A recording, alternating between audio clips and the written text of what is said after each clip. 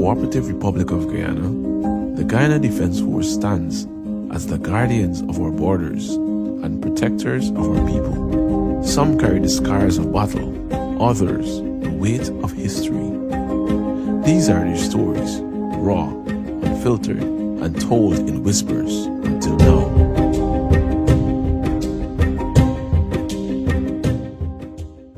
As a young Guyanese growing up in my school age, we were always asked what you would like to be when you were a young man. And my answer was, I would like to be a soldier. I was officially in the GDF on the 28th of February 1966. I was a young man, aged 26, 25. I applied for the GDF because I was a career personnel for military services. And one of the greatest military personnel I admire was General Romel, one of the great historians in the Second World War and a humanitarian, in spite of the brutality that others take. He was more on the human side. And that was a human thing when you join the force, not to conquer and brutalize, but to conquer and survive. Like I said, I was a young man, very ambitious, and the opportunity was there in a young army to get to the top. And they always said the best will survive. I started to show my performance on one of the batteries which we used to have in this compound. I think Corporal Nurse was one of my instructors and Corporal Haynes. They were surprised that I had dismantled all the weapons from the SMG, the LMG, the Bren gun, the revolver, and the flare shooter in less than 10 or 15 minutes. They were surprised. I had no military training, not even a Boy Scout training. I did it once, I did it blindfold twice, I did it blindfold 3, breaking my own records. It's one of the best. In the entire GDF, I have a record that nobody could break yet. I'm proud of it too, at 80. This is my first inheritance from the Guyana Defence Force.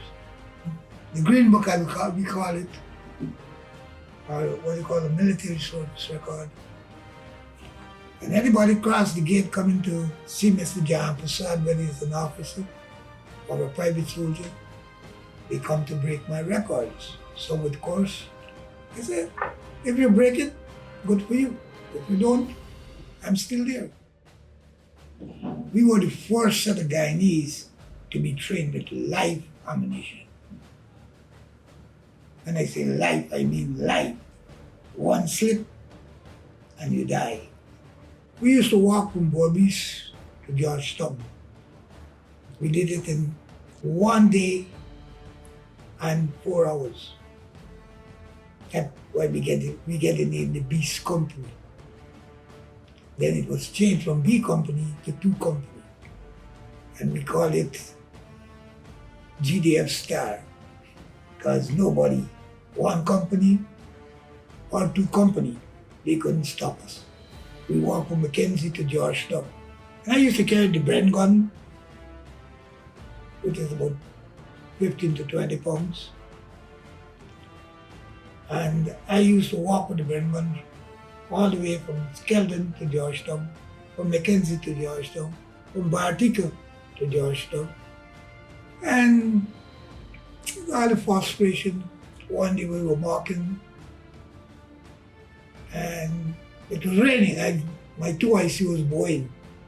He was a boxer and I was a muscle man and the gun. So I told him, I said, Boeing, you give me any trouble, I'll fix you. You know what? And we were a good team. So Boeing and myself, rain was falling, decided not to dig any foxhole. So we decided to dig a trench around it, set up the raincoat, and make a shed over it, and we go to bed. So I told him he can still sleep in the shed and I'll go on the tube. And we spend the night. Morning, the officer comes and check, and he asks why we didn't dig the foxhole. So I explained to him. He said, "What do you call this?" I said, "A basha." So I introduced the basha to the Guyana Defence Force, and I gave him reasons why. It's a rainy day, a foxhole would full of water, which was not necessary because it's not a permanent post. And Guyana jungle deserve people who knows, and you have to know your terrain if you're a soldier. Instead of getting a strike for progress, I get a strike for being not conventional. But I continued to soldier on because I had no intention of leaving Guyana or anything. I went to Takama. We had a training, came back. We ended up at the rifle field, the rifle range at Kimmery, then known. I told the sergeant major, came to me and he said, "We're going to see who is the best today." I said, "Bet?" He said, "Yes." He said, you buy 2 cases of beer for the boys. Me and my 2 ICs are going to beat you. Me and Mills. I had a new 2 IC. His name was Mills. But I had a secret in maneuvering the gun. And I never tell nobody that, and I wouldn't tell anybody that. We started, Mr. Asadi Shu, who was then a lieutenant. He was my company commander, and platoon commander, and Hitchcock was the company commander. So they all set up and they said, "Fair bet, whosoever finish before the flare is out will be rewarded." I said, "Oh, I'm here." So Sergeant Major Saville sit next to me, and I sit. He was on my right hand side, I was on his left hand side. And we started to shoot. The flare is still lighting. I'm giving the flare a look and I'm looking at the target. I finish. And he said, you ain't cheating. I said, "No, I ain't cheating. I finished. You have anything left? I can use some of it." So I borrowed one from him and finished the shooting. So I finished 12 plus 113 and 114. And I laughed. We came to the camp. Then the camp was owned by the British. There was a British outpost at Atkinson Airfield, it was called then. He decided to buy the beers. And my company boys had a beer, which is good. We went up to Borbies outpost. They started to introduce Guyanese to be taking over the position of Guyanese administration. So we came back from Borbies, we went back to Takama, we trained, come back to Georgetown. We now start to distribute people to different areas. I was supposed to go to intelligence, that was denied. I was supposed to go signal, that was denied. They asked me to be a cook. I said, "I ain't cooking for nobody." I don't know to cook or make pastry. I'm a gunner. As a young man, for the first time I'm seeing the interior of Guyana, and I was so surprised of its beauty. Looking at the Roran, looking down, going to the Kaito Falls. You say you're going to meet a place you call the hole, or the devil hole, where there's one person globally was left there. I said, "Well, listen, Chief, I ain't left in there. When you meet, you tell me." And I have to pull the boat over to continue to travel. And he was a nice guy, but the beauty of Guyana, was my first experience in Guyana interior. As we reach our destination, I come back. We stayed at Macapo Hills for some time. Then we start patrol.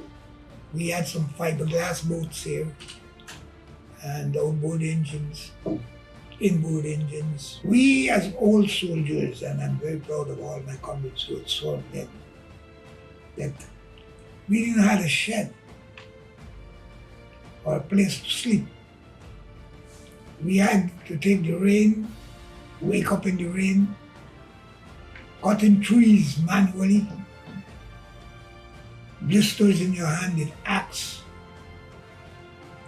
But that's part of being soldiers, and that part of being a career you choose. I built 3 airstrips in this country, manually.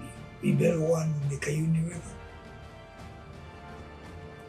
We built one in New River after we take it back from the Dutch. And after the Wupuri uprising, I know both of the brothers, they were members in the GDF in the Wupuri uprising. And we went there to do another airstrip. So 2 was completed. We had 2 aircraft in GDF. One we call Randolph and the other one we call Rudolph. Red nose.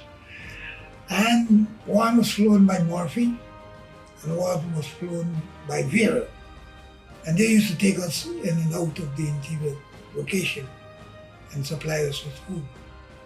One of my greatest experience in GDF is when we were walking to go to the Brazilian border using the cow trail in Bodies, and we were using the Baltica trail to get up there. Nobody brief you and tell you anything. God knows, no. Some people brief. So we are walking, everybody is asking, where the hell is over the next bump? As the GDF used to say, just yonder man, over the next bump, you're going to see light. So we walking, Maribon to Bees.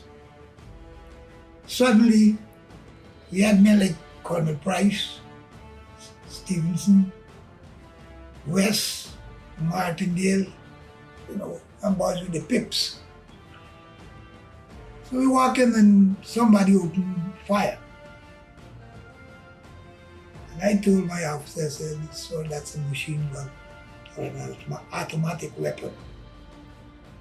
I said, yeah, Persaud, I said, I'm a gunner. I must know. I said, listen to the Boers. We had 3, 2, and 5. That's an automatic weapon. Okay, we dispersed and everything, we were good. Lost, getting hungry. But I was always carry my butter saucepan in my haversack at the back in my helmet with a couple of, what you call it, soup, or oxtail soup. So I tell the boys, I say, I got soup, I ain't sharing. And starvation is ill. They couldn't use the compass. All these brasses, they couldn't use the compass. Training my Sandhorse, sitting in Guyana jungle, doesn't know what the hell to do. I told my officer, I said, look, Lou is our signaler because he's been with us for a long time. Get Lou. We call Lou, I tell the officer, say, listen, we're going to send Lou up the tree, send the radio behind him, and if he gets signal, he can tell them where we are. Nobody knows the location. We did that, we get signal. I think Vera or Murphy flying some food. Instead of these brasses, instead of using their common sense, you don't know where you are. A craft is coming to identify you. The best thing to do is shoot some flares. Oh, no. I said, General officer said, that's up to them. That's my suggestion. We get part of it. The food was in the river. We still starving. After that exercise, went back doing what we were doing. I was called into Martin Neal office in Timor, and he lectured me. I said, thank you. The guy don't believe a man must sell his principle for the worth of money. My vision of Guyana is, Guyana as a young man, we used to say Guyana is for Guyanese, all Guyanese. First, take care of the Guyanese people. We had a beautiful Guyana up to 1962. If I remember well, we were peaceful, we used to be happy, we had free and fair elections, land was given to people, people were happy. Take care of Guyanese first. Give the land to the people who want to be in the agricultural sector. Emphasize on the Guyanese. Education is vital. Happy anniversary to the Guyana Defence Force on that day, and I hope to see you or join you guys. Thank you. Thank you.